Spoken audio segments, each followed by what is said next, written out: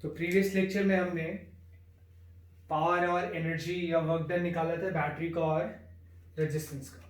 ठीक है, अब कैपेसिटर का। तो कैपेसिटर का निकालेंगे। पहले देखो, जैसे यहाँ पे इस तरह से कैपेसिटर प्लेट्स शो कर देते हैं।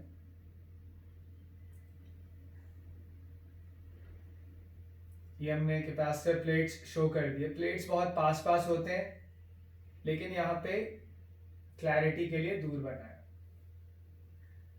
इस तरह से मान लो एक रेजिस्टेंस है, एक स्विच है, और एक आइडियल बैटरी से हम इस कैपेसिटर को चार्ज कर रहे हैं, चार्ज दे रहे हैं इस कैपेसिटर को। क्लियर है ये? अब तुम देखो, let switch is closed at t equal to 0। Let switch is closed at t equal to 0, and initially the capacitor was uncharged, and initially the capacitor was uncharged। Capacitor पे कोई charge नहीं है। ठीक है, स्विच को हमने close कर दिया। इनिशियली इस पे कोई चार्ज नहीं है, 0। ठीक, ये रेजिस्टेंस है R। फिर अब हम टी टाइम पे एक डायग्राम बनाए। टी टाइम,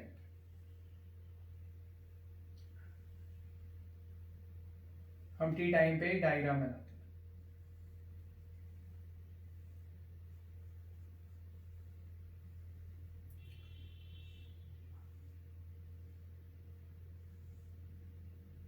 तो करंट फ्लो हो रहा होगा, करंट फ्लो होता है। रेजिस्टेंस में करंट जिस टर्मिनल पे एंटर करता है प्लस, दूसरा वाला माइनस। इसका पोटेंशियल V है। करंट जा रहा है यानी पॉजिटिव चार्ज आ रहा है यहां से। ठीक है, अच्छा सर्किट की एक बात ध्यान रखना, जहां से जितना करंट चला है, करंट हमेशा कंटिन्यूअस होगा, वहां पे उतना करंट वापस आना ही चाहिए। ठीक है, जैसे बैटरी के पॉजिटिव टर्मिनल से करंट कितना चला, I, ये I चला, तो अब बैटरी में इधर वापस से घूम के I आना ही चाहिए। क्लियर है? अब करंट चल रहा है यानी पॉजिटिव चार्ज चल रहा है, चलते चलते पॉजिटिव चार्ज यहां पे आया, इस वाले सरफेस पे आ गया, मान लो पॉजिटिव चार्ज। कितना चार्ज हो गया, Q। ठीक है, तो इस वाले सरफेस पे करंट आ रहा है, स्विच को क्लोज कर दिया हमने, करंट आ रहा है यानी पॉजिटिव चार्ज आया। टाइम t का हम डायग्राम बना रहे हैं, तो यहां पे धीरे धीरे करके करंट से चार्ज आता गया। कितना चार्ज आ गया, +Q। क्लियर है? अच्छा, गॉस लॉ से हमें पता है कि फेसिंग सरफेस पे चार्ज इक्वल एंड ऑपोजिट होगा। करंट का मतलब होता है फ्लो ऑफ पॉजिटिव चार्ज, तो इस वाले प्लेट पे कौन सा चार्ज आया, पॉजिटिव।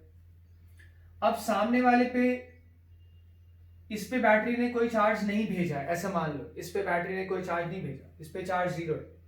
बैटरी ने इसको चार्ज कितना दिया है, Q। बैटरी ने इस पे कोई चार्ज नहीं भेजा।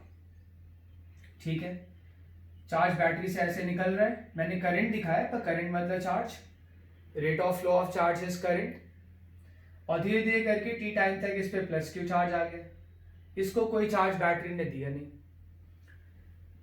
तो इस पे अब तक Q चार्ज आ चुका है ना? आई बात समझ में? और गॉस लॉ से हमें पता है कि फेसिंग सरफेस पे इक्वल एंड ऑपोजिट होना चाहिए,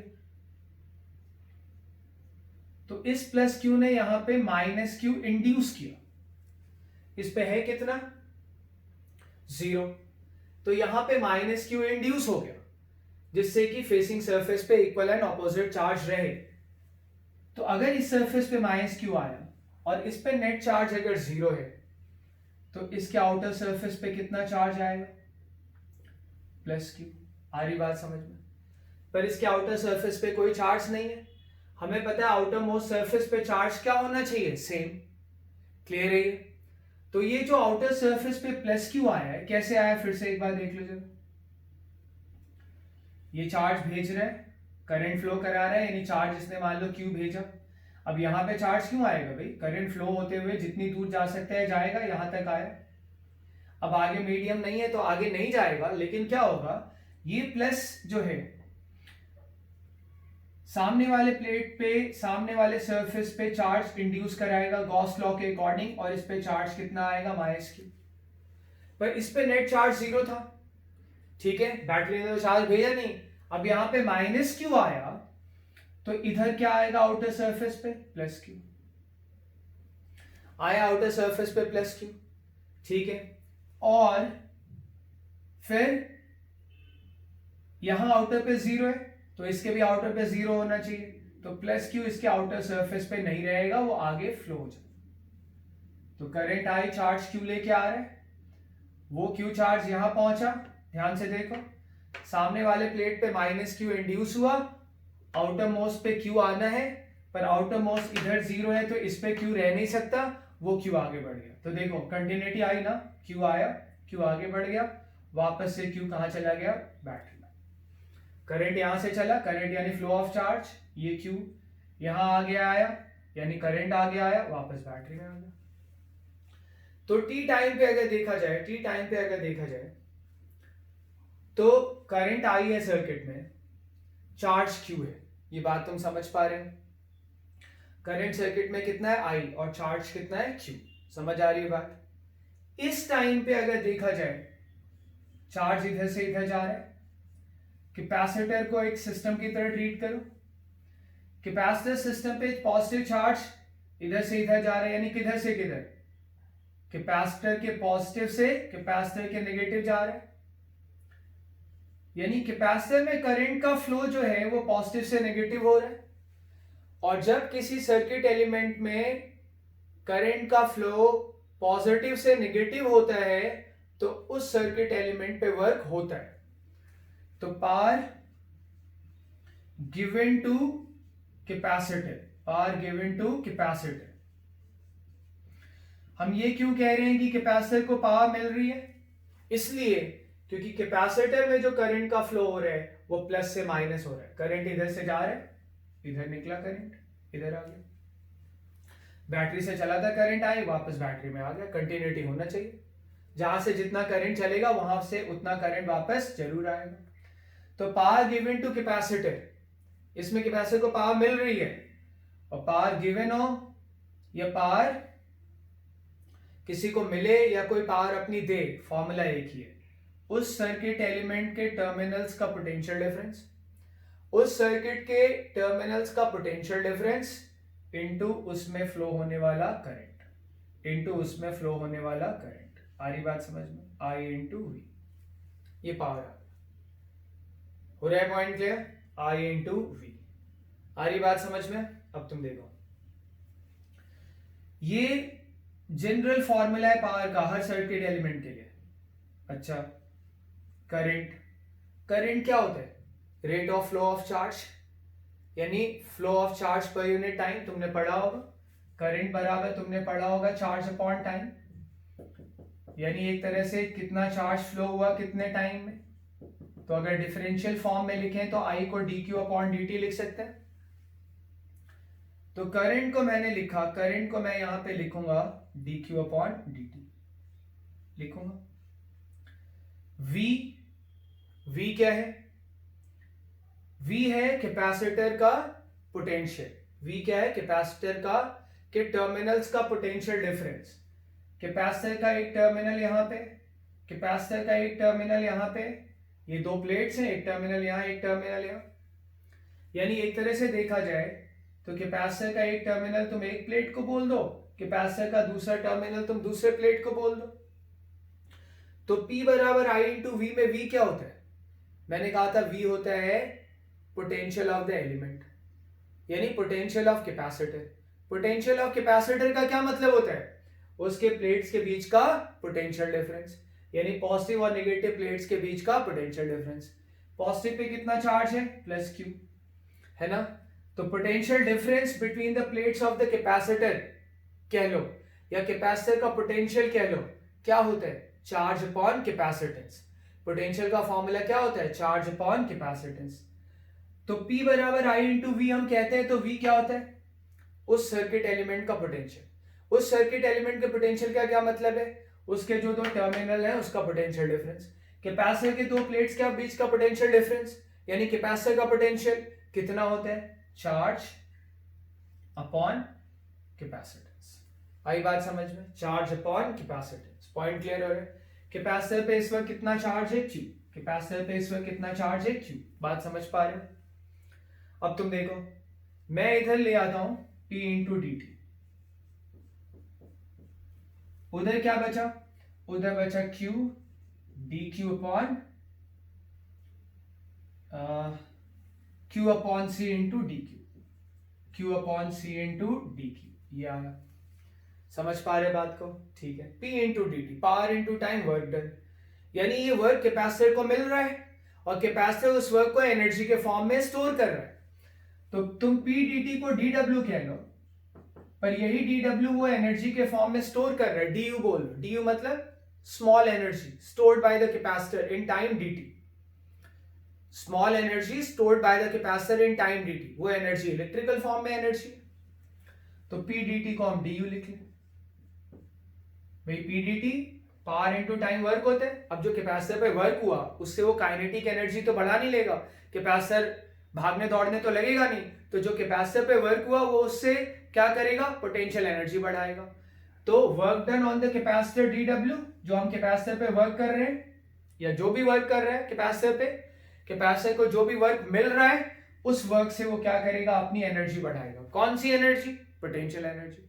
तो work done is du, dw is equal to du, यानी कैपेसिटर को पावर पे मिल रही है, dt टाइम में उसको कितना वर्क मिला? dw। उस dw को उसने किस में कन्वर्ट कर लिया? एनर्जी में। कौन सी energy? Potential energy. Simply energy बोल दो।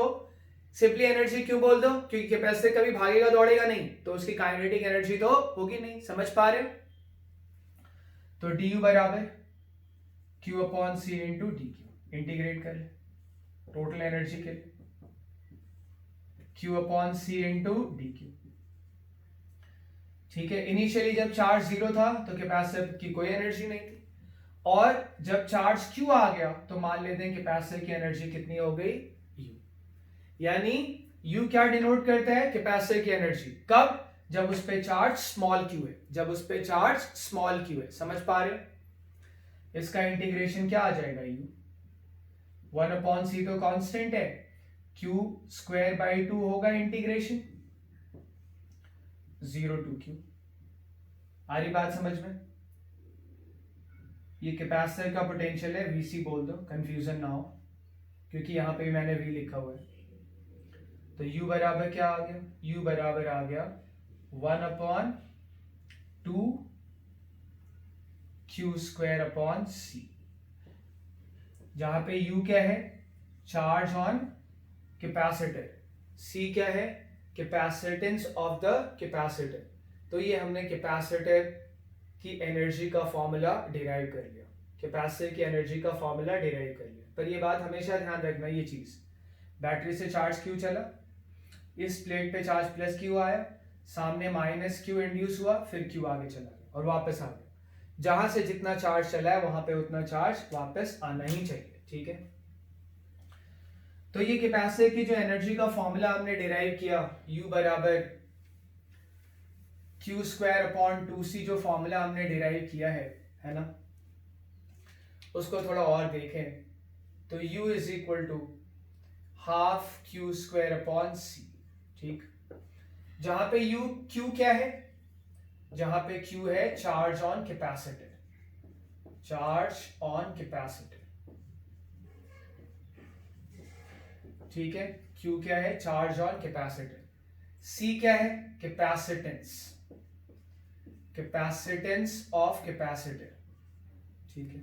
अच्छा, कैपेसिटर का पोटेंशियल, कैपेसिटर के पोटेंशियल का मतलब कैपेसिटर के दोनों प्लेट्स के बीच का पोटेंशियल डिफरेंस, Vc लिख दिया। क्या होता है? चार्ज अपॉन कैपेसिटेंस, यही होता है। अगर कैपेसिटर पे चार्ज स्मॉल q है तो ये कैपेसिटर के पोटेंशियल का फॉर्मूला आ गया, तो q क्या आ गया? C into Vc। वीसी क्या है भाई? कैपेसिटर का पोटेंशियल। कैपेसिटर के पोटेंशियल का मतलब क्या होता है? पॉजिटिव प्लेट और नेगेटिव प्लेट के बीच का पोटेंशियल डिफरेंस। यहां पे रखें जरा, U बराबर क्या आएगा? हाफ Q स्क्वायर मतलब C स्क्वायर, कैपेसिटर के पोटेंशियल का स्क्वायर अपॉन C, कैंसिल हो गया। U बराबर क्या आया? Half C into VC square. तुम्हें ध्यान होगा मैंने बताया था कि स्प्रिंग्स है ना, पैरेलल कॉम्बिनेशन स्प्रिंग का और सीरीज कॉम्बिनेशन, तब मैंने तुम्हें कहा था कि स्प्रिंग का सीरीज और पैरेलल कॉम्बिनेशन जो होता है वो रेजिस्टेंस की तरह नहीं होता है, वो कैपेसिटर की तरह होता है। वो किसकी तरह होता है? कैपेसिटर की तरह। आई बात समझ में? तुम अभी उसकी थोड़ी एनालॉजी देख सकते हो। स्प्रिंग की पोटेंशियल एनर्जी का फॉर्मूला होता है हाफ के एक्स स्क्वायर, जहां पे के स्प्रिंग कांस्टेंट होता है और एक्स एलोंगेशन या कॉन्ट्रैक्शन कॉम्प्रेशन।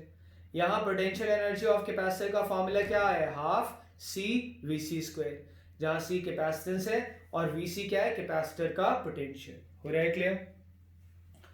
तो ये दोनों ही कैपेसिटर की एनर्जी के ये दोनों ही फॉर्मूले जो हैं वो दरअसल, चाहे ये वाला फॉर्मूला बोलो चाहे ये वाला फॉर्मूला बोलो, दोनों ही फॉर्मूले जो हैं वो सेम है, बस अलग अलग तरह से लिखे गए। ठीक है, एक और फॉर्मूला हम यहाँ पे डिराइव कर सकते हैं कैपेसिटर की एनर्जी का। देखिए जरा कैपेसिटर की एनर्जी का एक और फॉर्मूला। भाई यहां से अगर देखो तो C को मैं क्या लिख सकता हूं, है ना? C इंटू वीसी को मैं क्या लिख सकता हूं? C इंटू वीसी स्क्वायर है, पर C इंटू वीसी को मैं क्या लिख सकता हूं? Q। तो जो कैपेसिटर की एनर्जी है C इंटू वीसी स्क्वायर, तो C इंटू वीसी लिख दिया। तो U बराबर क्या आया? Half C into VC is Q, where Q is charge on capacitor and VC is potential of capacitor।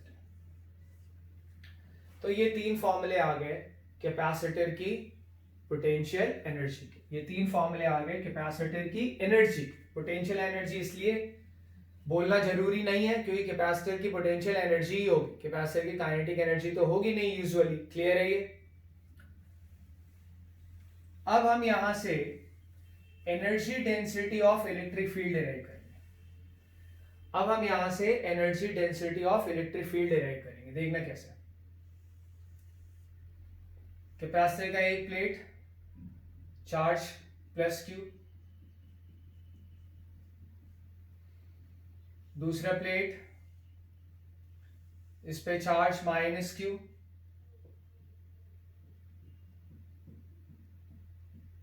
इस पे चार्ज प्लस Q, इस पे charge minus Q। Electric field होगी जैसे इनफाइनाइट शीट की होती है, प्लस से माइनस, ये इलेक्ट्रिक फील्ड आ गई। तो जो कैपेसिटर की हमने एनर्जी निकाला है ना, अभी जो फॉर्मूला निकाला है Q स्क्वायर अपॉन C वाला, वो दरअसल वो जो एनर्जी होती है कैपेसिटर की वो इस इलेक्ट्रिक फील्ड में स्टोर होती है। Energy of the capacitor is stored in the electric field. आई बात समझ में? कैपेसिटर का बाहर कोई इलेक्ट्रिक फील्ड नहीं होगा। देखना कैसे, यहां निकाले। ये जो प्लस Q चार्ज है, मान लेते हैं इसकी चार्ज डेंसिटी प्लस सिग्मा है और इसकी चार्ज डेंसिटी माइनस सिग्मा है। क्लियर है? सिग्मा क्या आएगा? सिग्मा होगा, मान लेते हैं प्लेट एरिया ए है तो Q upon A, where A is plate area, charge पर unit area, surface charge density, charge पर यूनिट एरिया।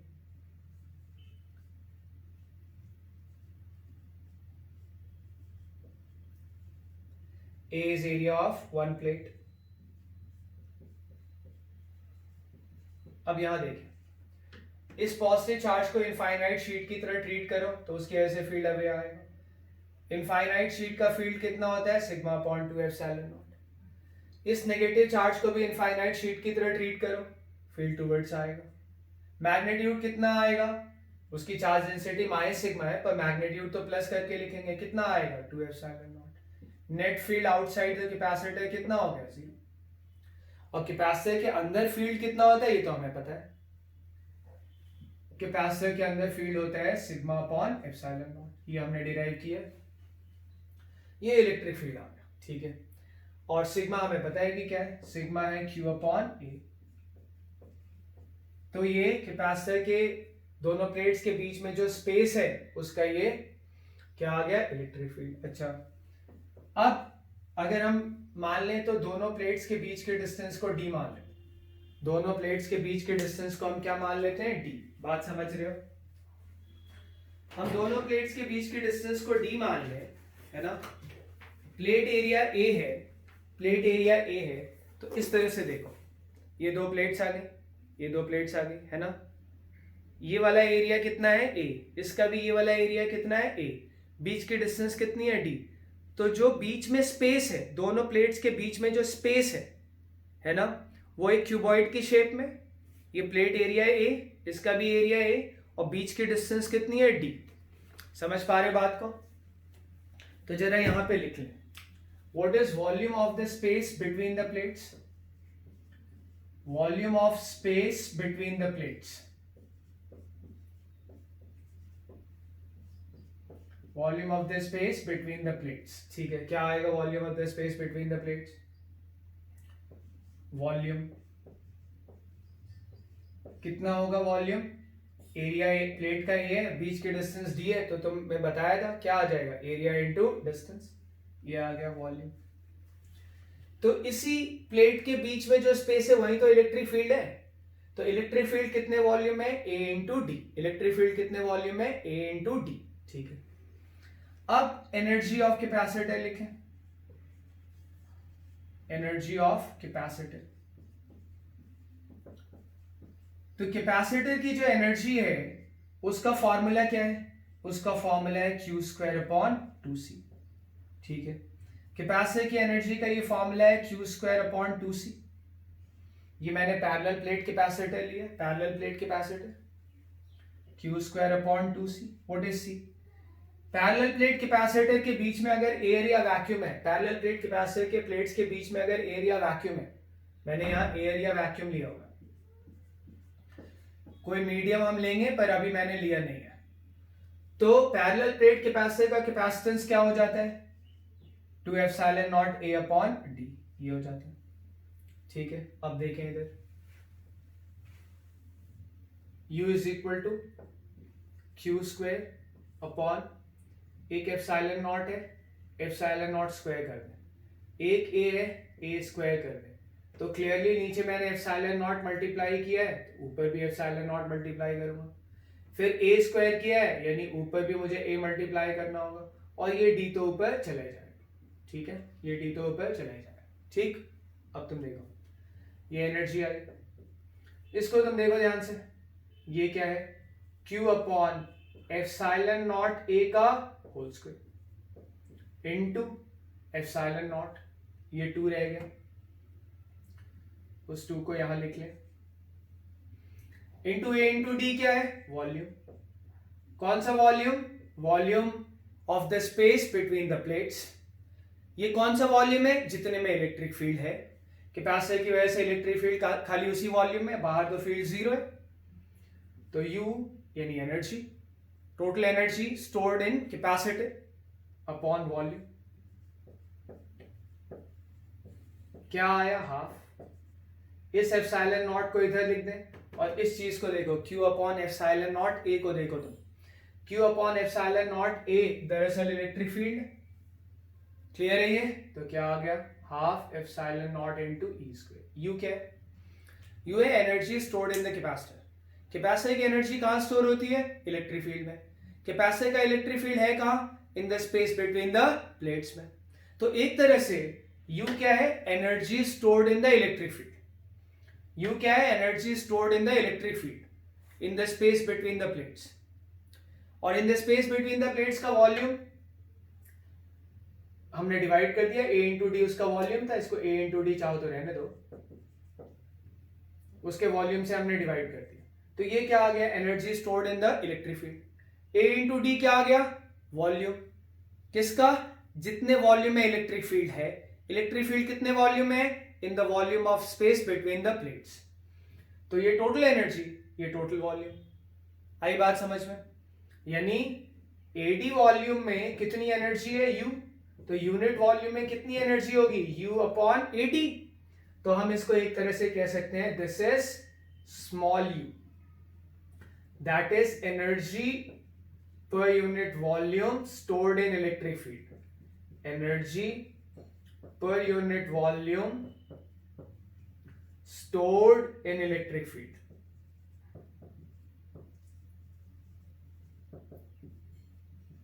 आ रही बात समझ में? इसी को कहते हैं एनर्जी डेंसिटी। इसी को क्या कहते हैं? Energy density.